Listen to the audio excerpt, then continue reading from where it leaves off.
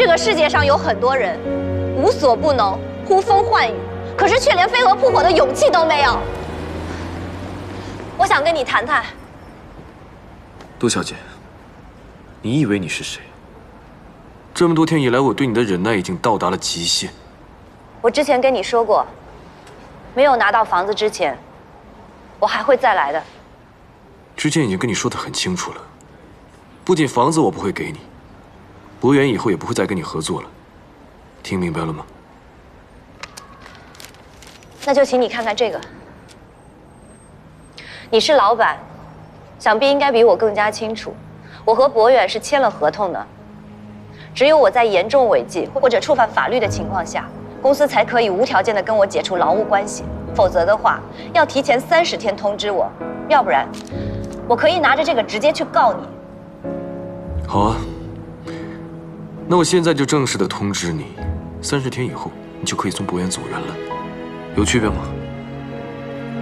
当然有啊，最起码还有30天的时间，在这30天的时间里有无数的可能，事情还会有各种转机，谁又说得准呢？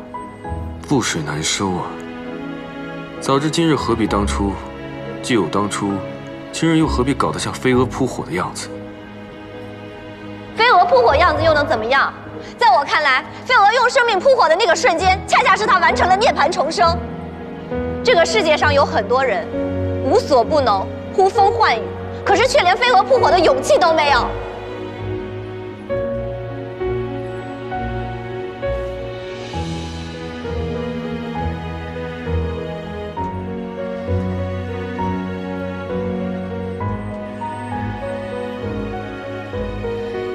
你有你的成见，我有我的坚持。我愿意拿这30天的时间来完成这个赌局，你敢吗？好啊，我就给你30天的时间。30天之内，你筹集全部的房款，房子我给你。否则，请你离开博远，离开这座城市。你敢吗？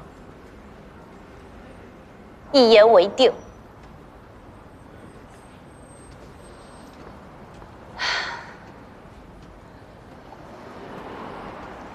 我知道，拿回这座房子的可能也许就只有1/1000，可是为了这个1/1000，我会不惜任何一切代价，绝不后悔。